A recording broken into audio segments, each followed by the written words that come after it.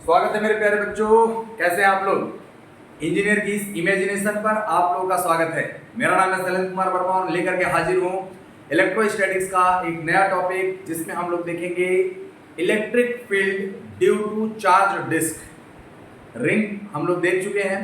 Ring में हम लोगों ने पूरा डेरिवेशन देखा था और रिंग की डेरिवेशन देखने के बाद अब हम लोग को चार्ज डिस्क के बारे में समझना है। तो मेरे प्यारे बच्चों, अगर हम लोग कहें कि मान लीजिए कोई भी अगर हमारे पास डिस्क होगा और ये यूनिफॉर्मली चार्ज है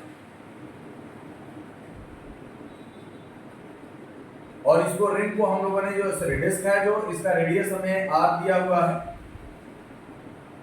तो अगर इसके एक्सिस पर अगर एक्सियल पॉइंट पर अगर हम लोग कहें कि एक्स डिस्टेंस पर कोई पॉइंट हमें P है, इस P पॉइंट पर इलेक्ट्रिक फील्ड फाइंड आउट करना है कि कितना होगा।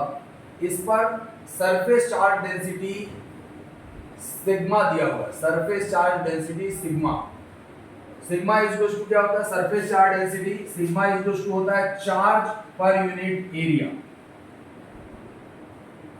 सिग्मा इज इक्वल टू होता है चार्ज पर यूनिट एरिया। अब हम लोग कहेंगे देखिए, इससे अगर हमें निकालना है तो हम लोग ये कहेंगे कि देखो हमें इसमें तो छोटा सा डिस्क हम लोग काट नहीं सकते हैं, वेरिएशन देखना होगा। तो सबसे ज्यादा एलिमेंटल जो हम लोग कटिंग करते हैं, एलिमेंट की बात करते हैं, तो सर्कुलर डिस्क में कैसा होना चाहिए? रिंग होना चाहिए। सर रिंग क्यों होगा? क्योंकि हमने कह दिया कि देखिए अगर ये डिस्क है और इस डिस्क में अगर हम लोग छोटा सा रिंग काटेंगे तो इस रिंग को हम 0 से लेकर के R तक वेरी कराएंगे तो पूरा का पूरा हमारे पास ये सरफेस कवर हो जाएगा। मतलब पूरे चार्ज से हम लोग क्या निकाल सकते हैं?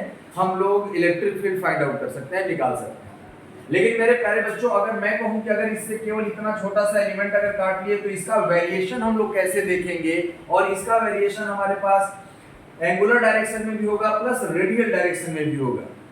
यहां पर केवल और केवल रेडियल डायरेक्शन में वेरी करा करके हम लोग एलिमेंटल रिंग ले सकते हैं। तो सबसे पहले हम लोग को एलिमेंटल रिंग लेना होगा। तो एलिमेंटल रिंग जो होगा वो बहुत ही छोटा होना चाहिए। सपोज दैट एलिमेंटल रिंग लेने से हम लोग कहें कि यहाँ पर जो छोटा सा एलिमेंट हम लोग को लेना है, क्योंकि हम लोग पॉइंट चार्ज, लीनियर चार्ज में भी रिंग के लिए हम लोग जानते हैं उसका इलेक्ट्रिक फील्ड हम लोग निकालना जानते हैं। तो हमने कह दिया कि यहाँ पर एक R रेडियस का, स्मॉल R रेडियस का बहुत ही पतला एक रिंग ले लिया। बहुत पतला अगर हमने रिंग ले लिया मेरे प्यारे बच्चों, तो इसका जो एरिया होगा वो हम लोग निकाल सकते हैं। ये एरिया हम लोग कैलकुलेट कर सकते हैं। वो एरिया कैसे? इसका हमने थिकनेस कहा कि ये dr है। क्या है भाई? dr। हमने कहा कि जो इसका थिकनेस है वो dr है। अब dr है तो हम लोग इसको कैसे समझ सकते हैं? सपोज दैट कि हमारे पास मान लिया जाए कि कोई बुक है और इस बुक में हम लोग इस चीज को कंसीडर करें।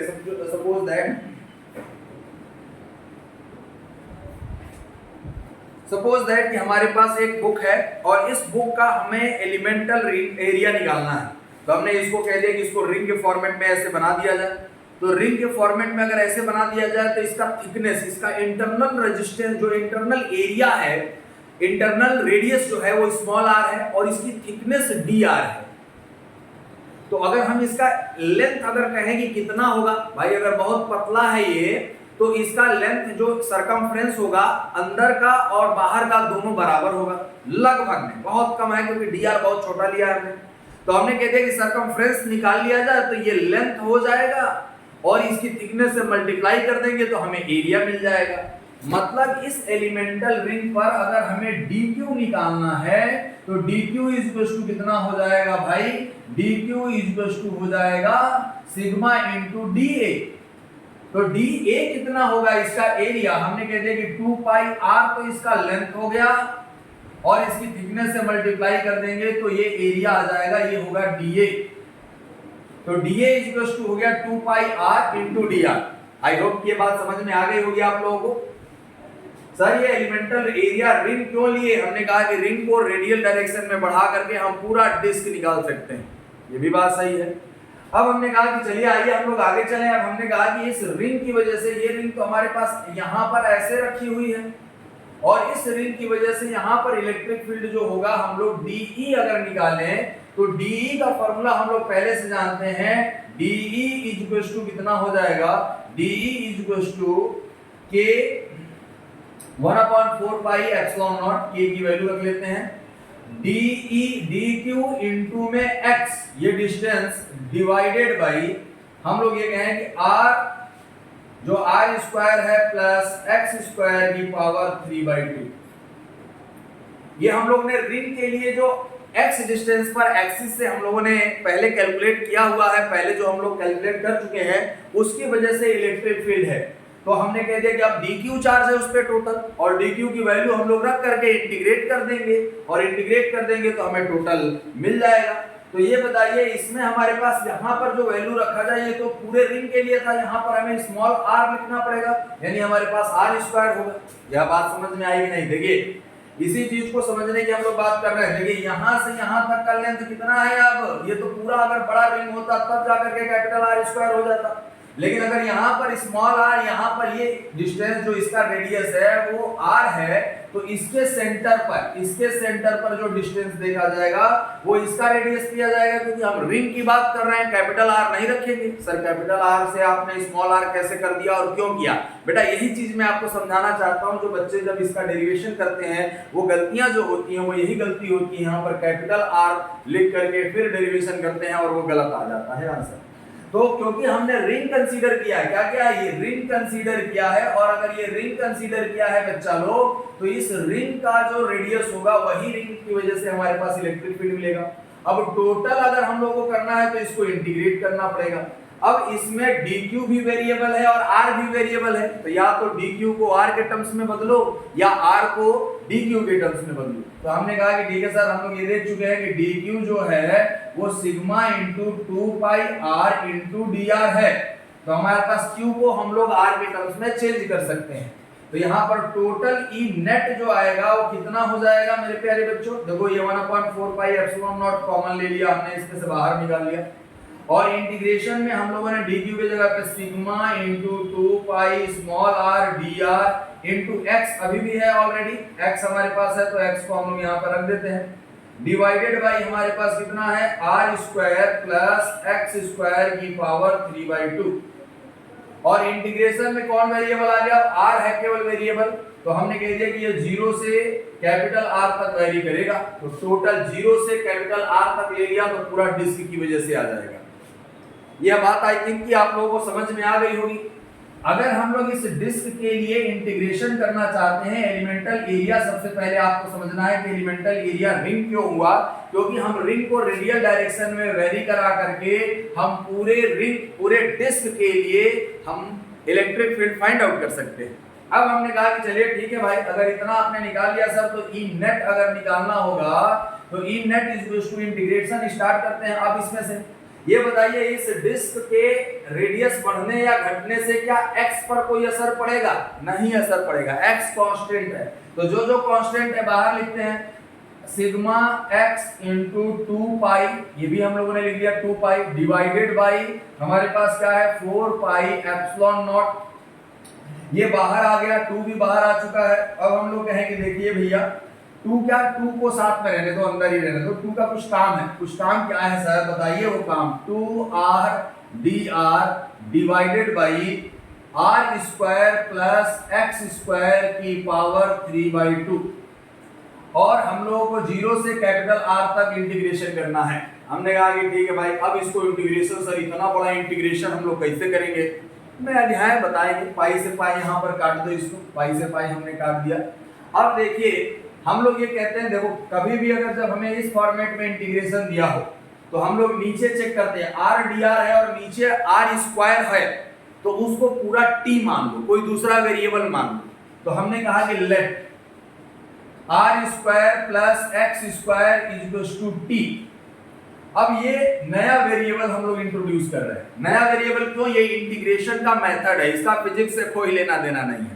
तो इंटीग्रेशन का मेथड के लिए हमने कहा कि नया वेरिएबल लेते हैं हम, ये बहुत ज्यादा प्रॉब्लम में आया है। इतना ज्यादा एक साथ हम लोग इंटीग्रेशन कैसे कर पाएंगे, तो उसके लिए हम लोग पास यहाँ आर डी आर है, हम नया वेरिएबल इंट्रोड्यूस कर रहे हैं, इस पूरे को t मान लिया। अगर पूरे को t मान लोगे मेरे प्यारे बच्चे, तो हमको ये बताओ इसका डिफरेंशिएशन किया जाए 2r dr = x का कांस्टेंट है और ये dt x कांस्टेंट है, x कांस्टेंट है तो इसका डिफरेंशिएशन 0 हो जाएगा, यानी 2r dr dt के जगह पे हम लोग मतलब केवल dt लिख सकते हैं। इसीलिए 2 को बाहर से मतलब बाहर कर दिया था, फिर अंदर लेकर गया है, क्योंकि हम जानते थे कि यहाँ पर जो वेरिएबल आएगा 2r dr उसके जगह पे हम लोग dt रख सकते हैं। ये बात तो सही है सर। अब लिमिट क्या सर, लिमिट वही रहेगी कि चेंज हो जाएगी? हमने कहा कि नहीं, लिमिट चेंज हो जाएगी। हमने कहा कि लिमिट कैसे चेंज होगी बताइए सर। हमने कहा कि जब 0 है तब और जब r है तब वैल्यू रख करके बताइए। तो लोअर लिमिट हमारे पास जब हम लोग t अगर r 0 रखेंगे तो t x² होगा, और r हम लोग कैपिटल R रखेंगे तो t r² + x² होगा। ये लिमिट है, ये मिनिमम है और ये मैक्सिमम लिमिट है। तो अब हमारे पास डेरिवेशन का फॉर्मेट कैसा हो जाएगा? तो डेरिवेशन का फॉर्मेट देखिए, थोड़ा मैं इधर यहाँ पर लिख देता हूँ। आई होप यहाँ तक आप लोगों को दिख रहा होगा। ये पेज नंबर 1 है, ये पेज नंबर 2 है और ये पेज नंबर 3 है। क्या सर आप भी? हमने कहा कि देखिए भाई, जगह बचाना है और चीजों को सही ढंग से करना है, तो 3 दिख रहा है हम लोगों को, तो 3 दिख रहा है, तो हमने कहा कि ठीक है सर, अब वैल्यू रखिए। तो हमने कह दिया कि E net = sigma x divided by 4 epsilon not integration 2r के जगह पे dt और dt यहाँ पर नीचे t हो जाएगा। देखो इतने को तो पूरा आपने t मान रखा है, और t मान रखा है तो उसके जगह पे t की पावर 3/2, और यहाँ पर हमारे पास जो है 0 लिमिट जहां पर था वहां पर x² आ जाएगा, यहाँ पे r² + x² आ जाएगा। यहां तक मेरे प्यारे बच्चों आप लोगों को समझ में आ गया है? जिस भी स्टेप में मतलब आपको लगेगा कि पेज नंबर 1 में समझ में नहीं आया है, पेज नंबर 2 में नहीं आया है या पेज नंबर 3 में, तो आप हमें बताइएगा, मैं उसको फिर से आपको बताऊंगा, इंट्रोड्यूस करूंगा। तो E net = कितना हो गया बच्चा लोग? Sigma x/4 epsilon not. t के पावर अगर ऊपर ले जाएंगे तो हमारे पास t का इंटीग्रेशन करने के लिए पावर होती है वो पहले मतलब पावर में हम लोग एक ऐड कर देते हैं, तो t की पावर -3/2 + 1 डिवाइडेड बाई t की पावर पावर हमारे पास आएगा ना -3/2 + 1, और कहां से कहां तक? x² से लेकर के r² + x² तक। लिमिट आई होप कि समझ में आ गया होगा। यहां पर जो लिखा है r² वो अपर लिमिट लिखा है मैंने प्यारे बच्चों। यहां पर देखो ऐसे लिख देता हूं r² + x²। अब देखिए, अगर हम लोग इसकी लिमिट्स को रखेंगे और इसके पावर को सिंपलीफाई किया जाएगा तो ये कैसे सिंपलीफाई होगा, इस चीज को भी हम लोगों को समझना बहुत जरूरी है। हमने कहा कि देखो यहाँ -1/2 आएगा तो माइनस बाहर ले लो, इसको ऐसे कर